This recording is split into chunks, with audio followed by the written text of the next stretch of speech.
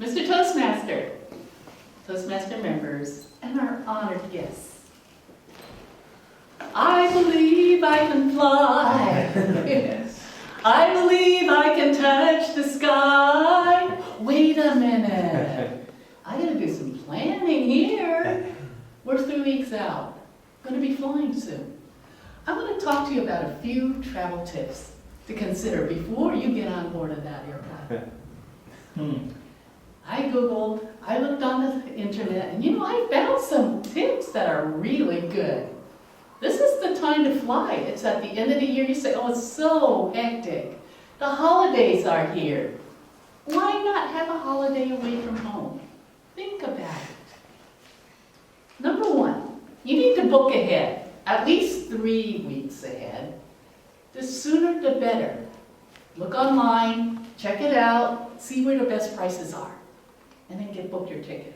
Number two, look for flights on your frequent flyer carrier first. So if you have a favorite airlines, go ahead and look there first, and then compare those prices with other airlines to see if they're better before you make your final choice. You could try websites like Google Fares. Cheaper airlines? Maybe. I can't name popular ones, so I have to stick with what I have here. But look real hard. Look underneath the table if you have to. You'll find those fares. Consider flying and landing at non-major airports. Well, let's take, for instance, if you're going from San Francisco to LA, think about booking your flight in Oakland and landing in LaGuardia instead of LAX. Why? It's cheaper. Why? Because it's not as hectic. Why? It's less stressful. But you're going to have to count the cost, because if you're landing farther away from a major airport, you may have to make up for it in travel time. You may have to pay more on the back end once you land further away. So kind of compare the costs and see if that'll work for you. Tip number 4. Look at seatguru.com. Look at the flight arrangement of different planes and choose your seat. I mean, how many of you like the window seat? I like the window seat. How many of you like the aisle seat? I was just going to say that. How many of you like the business class? But there are not too many seats in business class, and you have to book early and be prudent about that booking.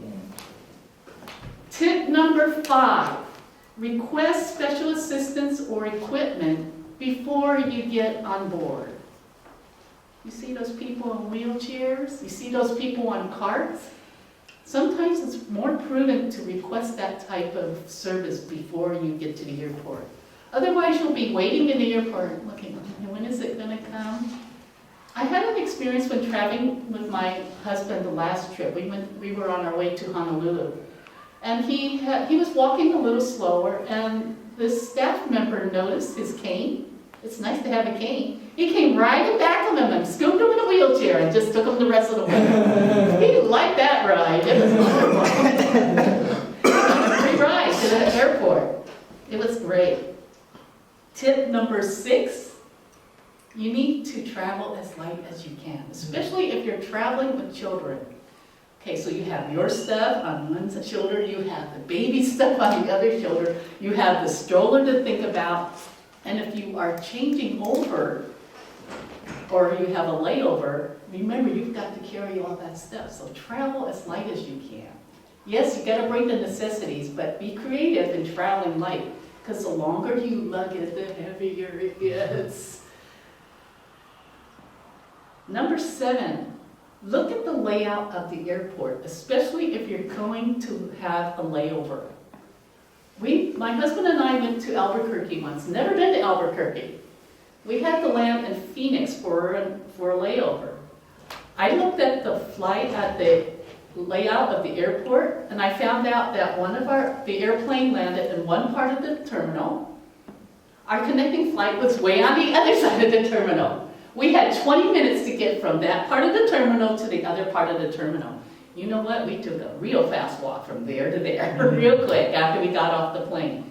It wasn't easy. Thank God for people movers. Wow, saved our lives. Number 8, find out whether your ticket is transferable, whether your fund is refundable, or whether you can make changes. Because when you are planning so far out, especially if you're planning 2 or 3 months out, life happens, things change. Figure out whether you can make those changes on the ticket. If not, you might be out some money, and then you won't have a vacation that you'll be happy in. So I hope these travel tips help you. Travel light, and I believe you can fly too. Mr. Toastmaster.